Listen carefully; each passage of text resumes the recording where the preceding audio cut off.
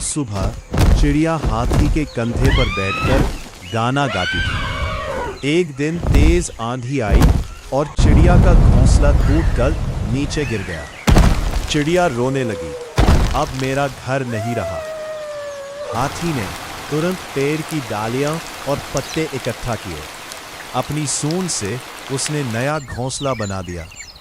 चिड़िया खुशी से बोली, सच्चा दोस्त वही होता है जो मुश्किल में साथ दे।